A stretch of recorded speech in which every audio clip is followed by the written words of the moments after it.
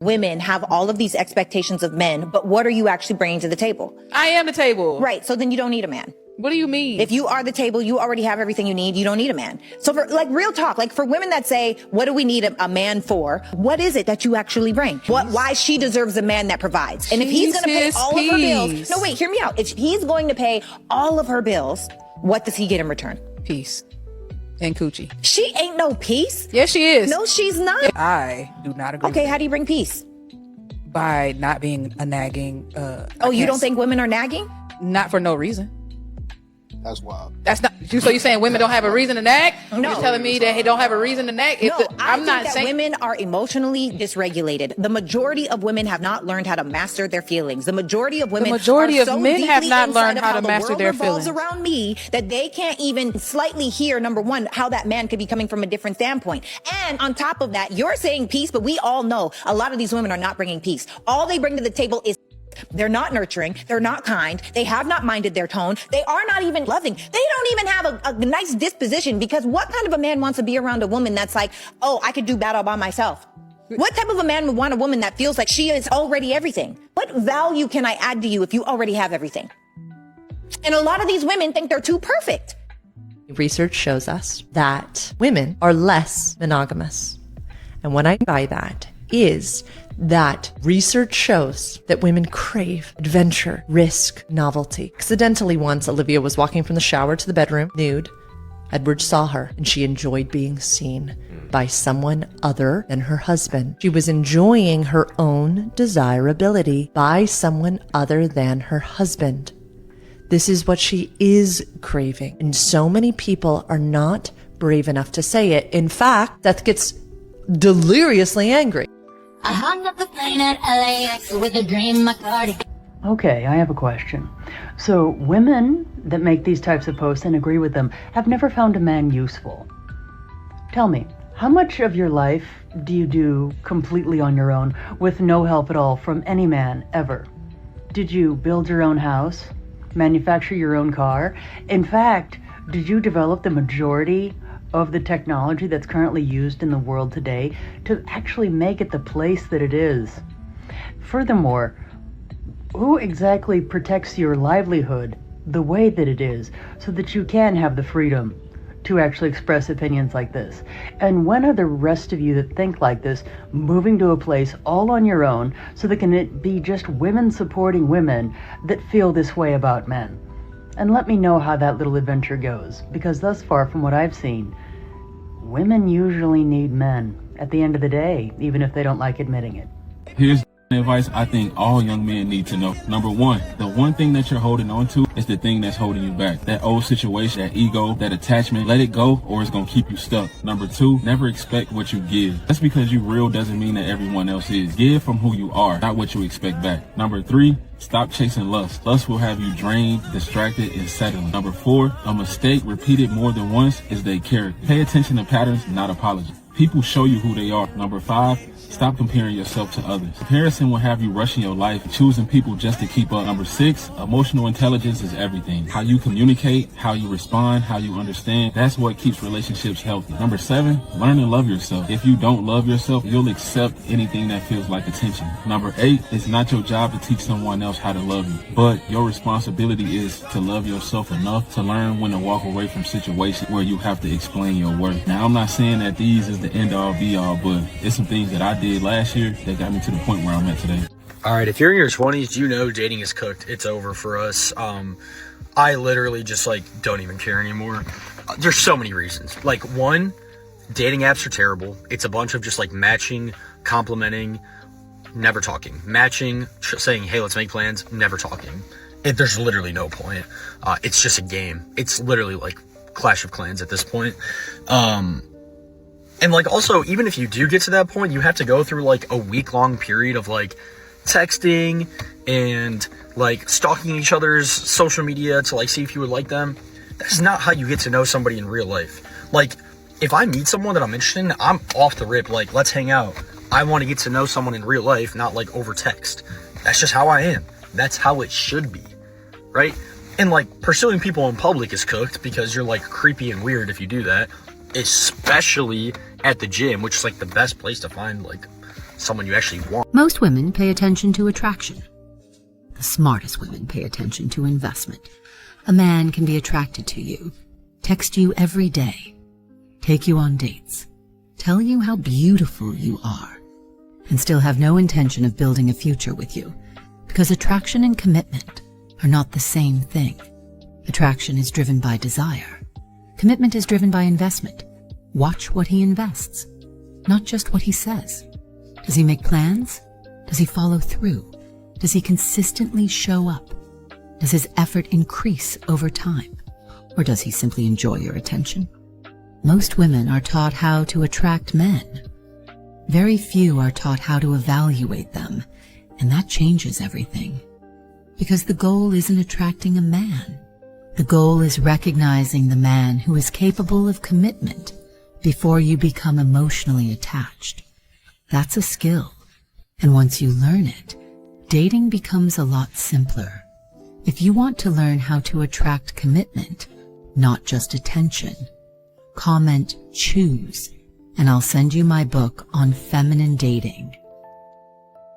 Bumble is laying off 30% of its employees, so that's around 240 people. We might be seeing the end of dating apps, and I think that's a good thing. Dating apps in general have degraded our understanding of dating. The next best person might be a few more swipes away, so you can never really be present. It encourages things like ghosting, breadcrumbing, all of these horribly unhygienic social behaviors that we've come to expect. While some people were obviously able to find connections, I think for a lot of people, it made them feel a little degraded, and I think it also hampered their ability to hit on someone in real life. In real life, there's all these variables and risks that you can't account for. And because we haven't exercised this muscle of being rejected, we're more and more afraid of it, and it's sort of atrophied. People should be way more open to approaching other people in real life, and I think people should be more open to being approached. It won't be as bad as you think it is. I hope we look back on dating apps and think, what were we doing? We were not in our right minds. Indian men are searching for a modern but traditional wife, but Indian women are searching for a modern husband. And this mismatch is exactly why so many people's searches are going nowhere. Here's what I see from the matchmaking lens. The men and women walking into the Indian matchmaking right now are not looking for the same marriage. The women they are meeting are not the women they were raised to expect. These women are financially independent. They have their own money, their own apartments, their own plans made without anyone's permission. And when men encounter all of that, many of them don't react kindly and they say things like, "We want a modern but traditional woman." What they are describing is a woman who will not disturb the life they had, someone family oriented, whose independence does not bother their control over her. But such women really stopped existing almost 30 years ago. Now, women have spent equal effort and time on their careers, studies, and their independence. They want a man who sees all of that and genuinely respects it. Someone who does not manage them or wait for the ambition to fade or treat their career as optional. Someone who is fine with who they really are. So here's what you actually have in a room. A man who wants a woman who will fold into his world, who will bring her education and her personality into a home he already has, and a woman who does not want to compromise on her career, ambition, and financial independence to manage someone else's home. The ones that make it work are between two people who are genuinely adaptable. What I mean is a man who genuinely wants his partner's independence and not performs it, not tolerates it, but actually believes in it as the foundation of how they live together. If you don't know, here's how dating apps work. You make a profile, everyone else makes a profile, and if you're...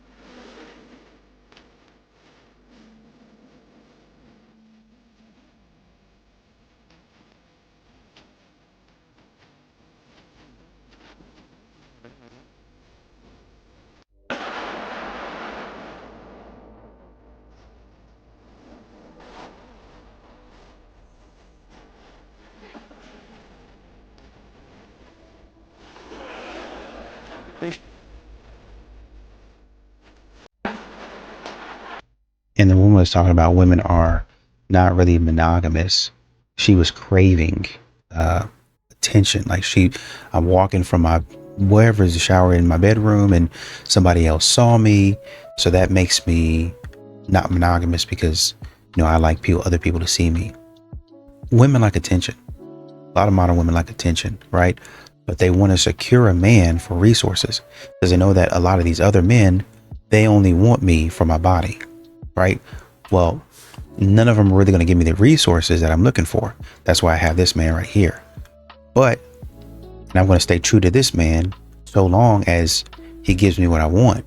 But I still need this attention because this man, if he's a high value man, like I need him to be, honestly, in reality, he's probably not going to give me the attention that I'm looking for. So that's why I'll outsource it and try to get it from somewhere else. I don't know if it has anything to do with not being monogamous, but they do want attention. A lot of it. Mate choice copying. What is it? Let's ask her. Box in a guy's bedroom. Okay, so if he doesn't have pictures of another girl, I don't like single guys, so... Wait a minute, she likes it when guys are not single? Why would that be? Some amount of time ago, I met somebody and we hung out mostly at my place where she found some things. And she said, hey, I found these. And I went, mm-hmm. And she said, we don't use those. And I went, mm-mm. And she said, I think you've been having other girls over. And I went, And she said, and I find that so attractive. And I said, where are we going to dinner? This girl, by the way, wore snake jewelry. Snakes and spiders are both signs of feminine darkness. They both mean secret poison. I did not expect her to like it that I was seeing other people. And it made me think about other times in my life. I used to have a friend who had 2 girls who were always fighting over him. He would move to one place for college and have one girlfriend and come back home and have the other girlfriend, and the 2 of them hated each other and they would send each other threatening text messages. And I would be over here with nobody saying like, well, how does this make sense? I have no girlfriends at all. Why doesn't anyone want me? I don't think we agree on why, but when a man has access to women, other women want him more and not less. But it's not supposed to make sense. It's not coming from here. It's not about what's smart. It's about what I want. That's the opposite of the way that it works for us. We don't like competition, but women do. When a man has a lot of women, that would go under here, and that would make him more attractive, although it will also ruin your relationship. Women are complicated. You kinda have to be able to get women, but then not actually do it. There's even evidence that women are more attracted to taken men, even if they don't know the man is taken. That's because if you have something good going on in your life, then it's going to show up in the way that you live, and then that's going to be seen by others, and they're going to perceive you differently. So when you get a girlfriend, it shows, and when it shows, then people see it, and when people see it, women like you. Some people say that women like this must be damaged, they must have trauma, and that's not necessarily true. We are all born with these competitive urges in our lower psychology, and it is our responsibility to grow out of them. And also, Maybe that's why I'm always winning in the dating direction. That's probably not the reason. I don't like single guys, so... Stay at Home Dad Chronicles. What can I say about Daddy Soul Strip? Even the name is annoying. Then just say DSD or stay mad. I don't know what to tell you. Y'all are the reason why so many people know it now. Like this man, this specimen that I have found. Specimen? I know well you lie. You know what? I don't got time for this. I'm trying to be better, and I just can't deal with that. Can't hold it in. How the f*** can you let those words escape from a mouth that looks like that? Lord forgive me, I am trying. But you can't be sending me people with a schlong shredder for a face hole, talking and calling me a specimen in a condescending way. I know every man she's given a beach to has been sweating more than this pork loin. Even if he wasn't coming across as a misogynistic belle end, then his food looks gross, so... Well, now you're just being petty. Sorry it's not banana bean fish mash or whatever the f*** it is you eat. Look, Robert De Niro is a dog person, but you can't tell me that his acting sucks, because it doesn't. Just say you're mad next time and call it a day. She really called me a bell end. Absolute bullshit. I don't even know why you have enough time in the day to be putting this much effort into your TikToks. Simple, because it's easy and I have a lot of free time to do so. Listen, lady, the jig is up. Stay-at-home Chad and I are exposing your scam. And there's nothing you can do about it but cry and make stitches of me. I've got a Cry More t-shirt. I'll ship it across the pond. Merch link in bio. had been dating a guy for like 4 to 5 months and noticed that he started pulling away. And when I asked him what's up, he said, listen, I really, really like you. I have so much fun hanging out with you. I really respect you as a person, but I just don't think I'm going to be able to meet your needs. Therefore, I don't think we can date. Go to therapy. That man needs the opposite of therapy, okay? He needs to give therapy because that was a very emotionally intelligent way to handle a situation where I bet you anything, there was something that recently happened that made him realize that you were not wifey material. But instead of pointing that out, because why would he? He already knows that you wouldn't take that well, and then he would end up being the bad guy, you know, because he was saying mean things. Instead, he reframed it. He made it about your needs versus what he could provide. And it's not that he was lying, like he literally just saw whatever it was that you did or that you said that wasn't wifey material, he realized was a need of yours and that he could not meet those needs. Unfortunately for you, that was a deal breaker and he made a king move. So I just seen a video of a guy. He was attractive too, and he said, let me tell you something. I don't approach attractive, well put together women in public. And he lists the reasons why he doesn't. He says if she's attractive, she's put together, got her nails done, her hair done, she may be expensive, she probably already got a guy, and he goes on to this whole list of assumptions. Basically, they're assumptions because the reality is you don't know if that woman does her own hair, does her own nails, pays for her own hair, pays for her own nails. You don't know if she's single. Do you know there are a lot of attractive women out here that are single? Me?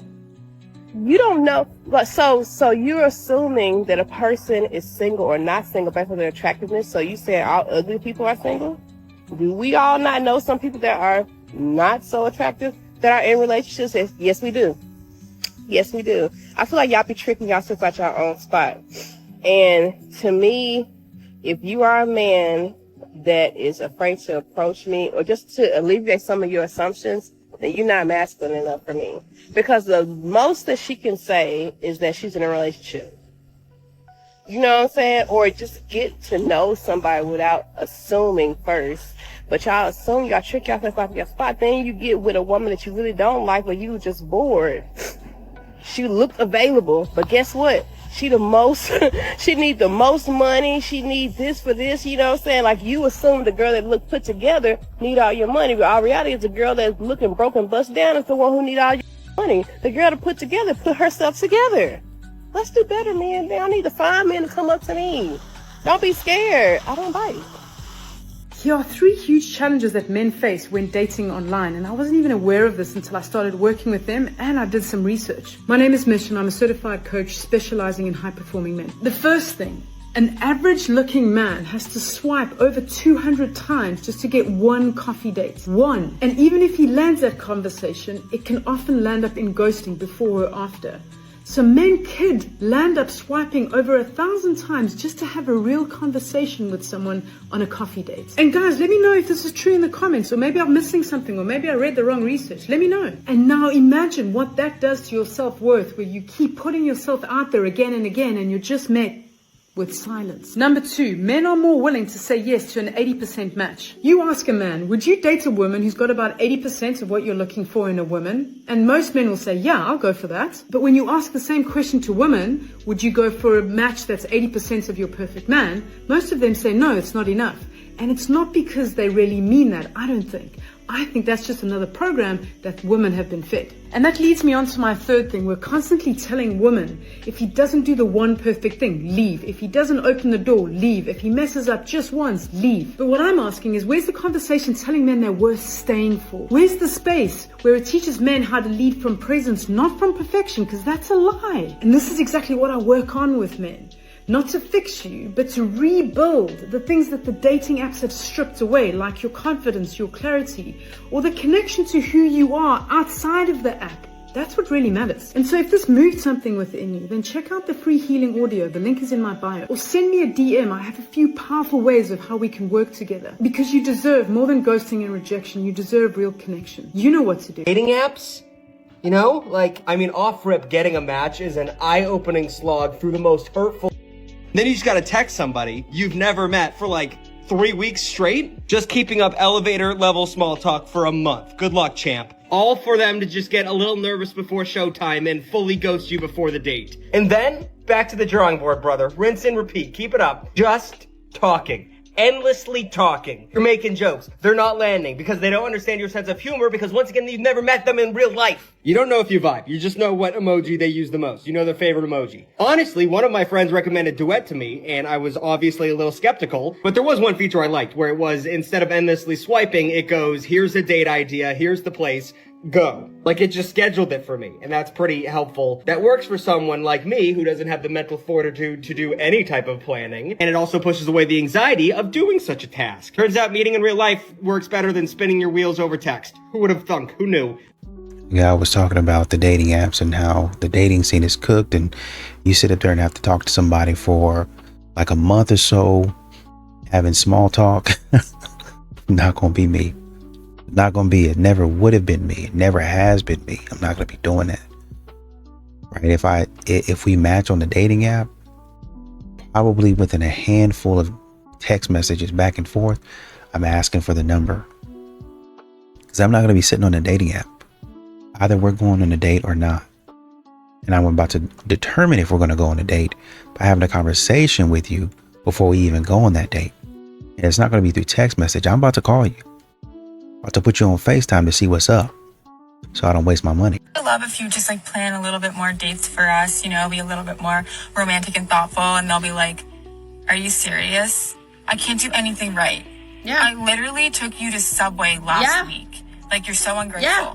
Even if it was Subway last week, he still put effort into that. He probably paid for it. A lot of men feel like they're in this situation where no matter what they do, it's not enough. Because you're constantly complaining that you want more. Instead of being like, oh, thank you for taking me out last week. The food was really good. I really enjoyed it. I had a great time with you. You immediately jump to, I want to go out to do more things. I want this. I want that. Then it makes him feel like the relationship is just this constant project. It's one thing to bring up the things that you want, yes. But make sure you're appreciating the things he's already doing. And make sure you reciprocate. Make sure you're doing things for him and planning things for him. You know, ladies, you can plan a date too, right?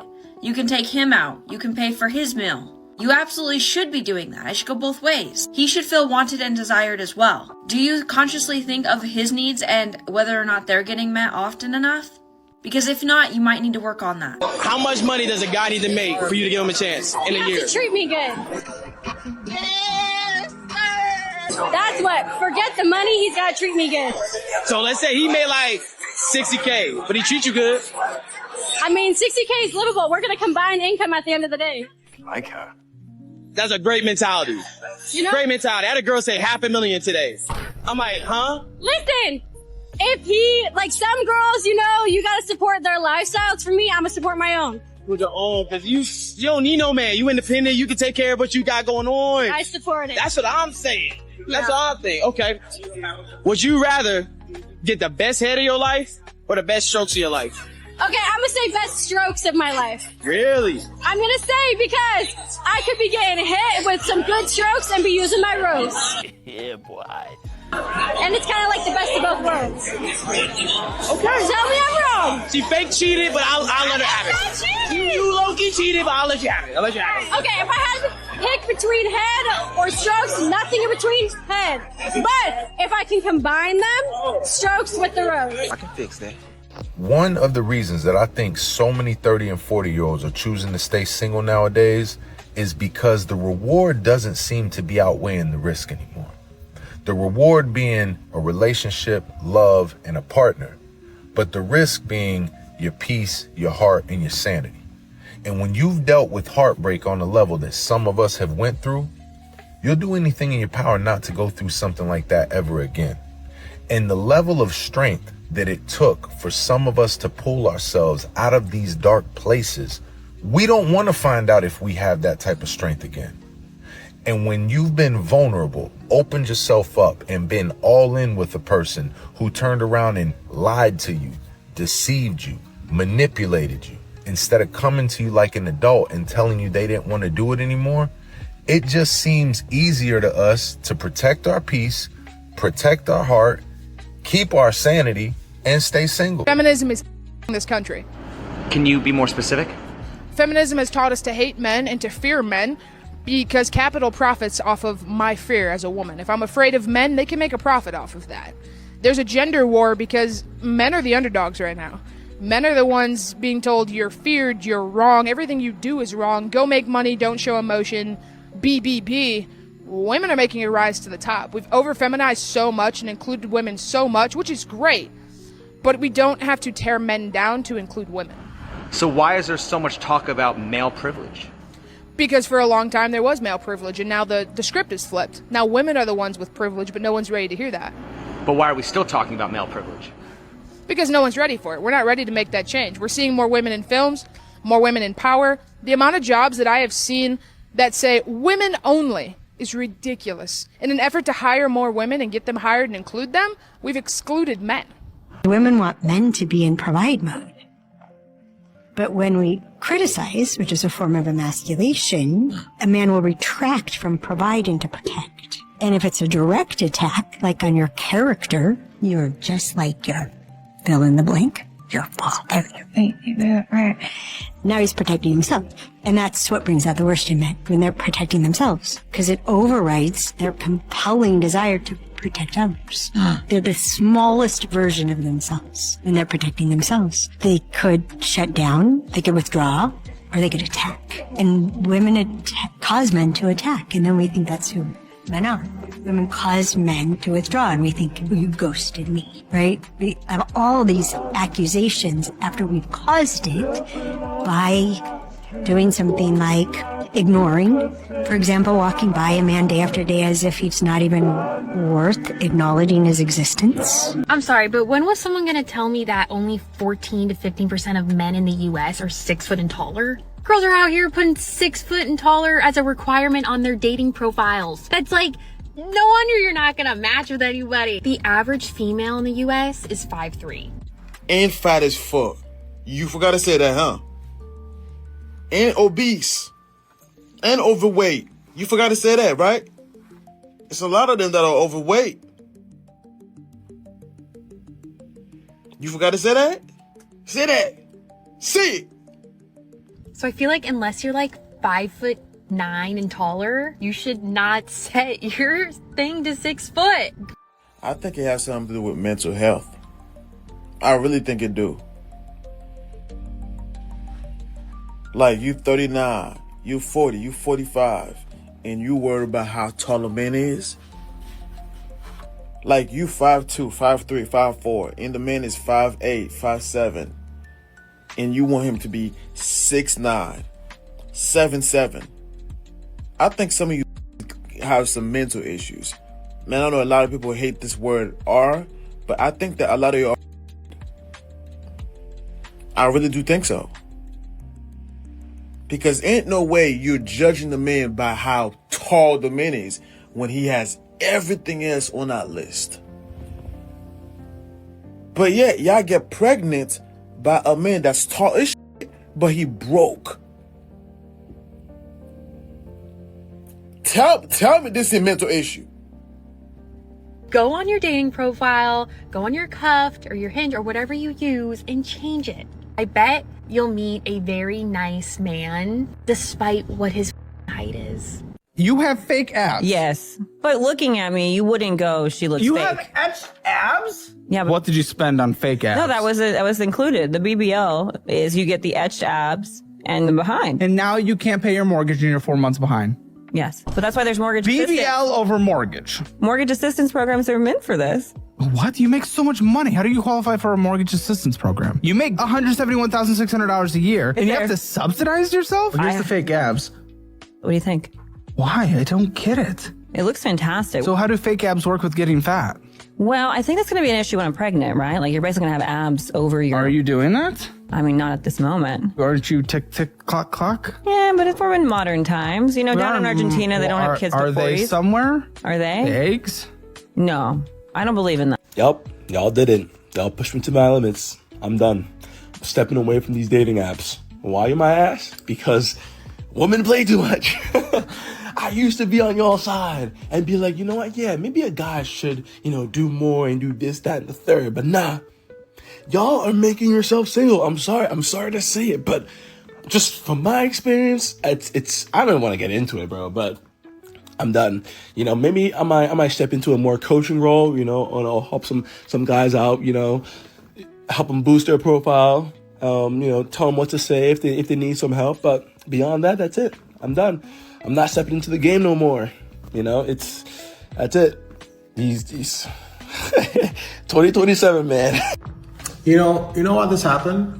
Because people are figuring out there's a better way to meet their match. And dating apps, I think, made a dating market worse because they created a place where you can think you know somebody or make an assumption about somebody within 2-3 minutes. And it took away the connection and just threw at you attraction like within the first 5 minutes of talking to somebody. And that's not the way things should go. It's mostly based off connection. And I remember when I was growing up, the women that I'd like or fall for wasn't the most like beautiful, attractive, outgoing. They're the ones who like fulfilled me in an emotional way that I needed. So that's why I had like a lot of great, strong emotional relationships growing up. And dating apps flipped it on its head. So I'm hosting events to help fix that. If you want to figure out how to find your match, fill out the quiz, your quiz at beyondthesparks.com. I'm sorry. All good, but I gotta go now. I remember how things went. I don't wanna repeat it, so take care of yourself. Shit.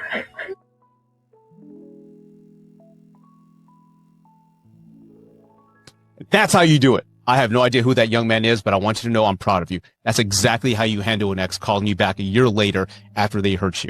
There's no sense or no reason why. One, you should give them a second chance, especially if they hurt you. You know your self-worth, you have self-respect, and more young men need to follow your lead. So again, I don't know you, but I'm proud of you. Follow this young man's lead and don't go back to a situation where they hurt you. That's how you do it. You saw the clip where the young man essentially said, we've already been down this road. I guess the woman called him and she was trying to get back with him and, really trying to slink back into his life. And he said, I appreciate the call, but we've already been down this road before and I don't feel like going down it again. And that's where a lot of men are. You try to call them bitter and try to say that they don't like women. That's not the case. The case is a lot of men, they understand how you move and they're not willing to take that journey with you anymore. Welcome to the Institute of Cougarism 101, where we learn about the stages of cougarism. Today is stage 2. Stage 2 is denial. I have lived in denial for a long time. I'm 40. I'm an old lady. I got back pain. Okay? I need glasses to see if you're up close to me. If you get too close, you're blurry. How could these guys possibly want someone older? And they're very attractive. Oh, they're so attractive and so fit and so well dressed and they smell good. They must be mistaken. This is a fluke, especially when you've learned or listened to people talking about like you lose value as you get older. So I come to accept that. I'm an older person. I've lost my value. Oh no. So why would you want this? Why would you want this? It doesn't make any sense. These young women are beautiful. They're beautiful. Tiny little shirts and tiny little shorts and they're covered in glitter. Yes, you have to live in denial before you transition to the next stage of running. Why are there so many women today who say they don't need a man? Because we're independent. Most of the women have small businesses or a business, or they probably have a hair salon. That is a business. But yeah, mostly most of them have businesses. Does the fact that women no longer need men mean the main reason women were with men was because they had to be? Yeah, it's because they had to be back in the day. Well, then wouldn't that prove that men were often seen as a utility to be used? They're still used. They're still tools. Well, then, how is that different than men objectifying women? True. There's no difference. So then, why are men shamed for objectifying women, while women will often objectify a man financially? Because they're muscle heads. Muscle heads. I got a bone to pick with y'all men. No, you don't. You just got your hair done and you feeling yourself. But it's okay. We're going to entertain it. Your discretion is advised. Why is it that y'all like to throw out compliments to women, telling them how beautiful they are and how you like the way they look and blah, blah, blah, blah, blah, but you don't ask for their number? To put it plain and simple, a compliment means nothing to a woman that gets them on a regular nowadays. It only holds value if it's attached to some kind of dollar amount, and I don't understand why. This isn't the early 2000s where you can compliment a woman and she truly appreciate it and be okay with you starting a conversation. Or we understand that getting this woman's number is going to come with some kind of bills eventually. Let's say you get that number, you hit her up the next day, magically she's going to be short $500 for her rent. And now she's expecting you to come out of pocket for it. And keep in mind, those compliments you was giving her didn't end when you first met her. They continue out through the conversation that y'all was having. And as soon as you disregard that $500 request, now you broke. You ain't shit. Now all those compliments become a weapon for her to use against you because you didn't want to give her $500 of your own money. It sounds a little something like, oh, you like me, you think I'm beautiful, you think you want to be with me, but you don't want to pay my bills? Something like that. Like, can you tell me why that is? You just want to be nice, throw out a compliment today, or you're scared? Which one is it? It's definitely not men being scared, contrary to popular belief. Most men are not afraid of rejection. But the fact still remains, the art of getting a woman's number is not what it used to be. And I am wise enough to understand that this is not every woman, and I believe there are some women still out there that are willing to have a conversation with a man that compliments them. However, there are enough breezies screaming from the rooftops saying, my number costs $500 out the gate. Hey, I did a video on this very app where a woman told a young man it was $20 just to speak to her, let alone get her number. But besides all of that, there are generally men that just want to give a compliment. They thought you looked nice in the moment, and they just wanted to let you know. It's a healthy way to push back positivity into our dating ecosystem. Every compliment does not come with a motive. Some are just genuine compliments. And I think as people, we need to do a better job at normalizing compliments and making them go back to what they used to be for us. But you know what? No, y'all ain't gonna listen to what I'm saying. I'm just a normal guy. Y'all keep the change. If you have to announce that you're happily single every 5 seconds of my life, you're not happy. Like, you keep telling these lies to yourself. I'm a single, independent woman, and I'm happily single. I don't need no man. No, shut the fuck up. You do.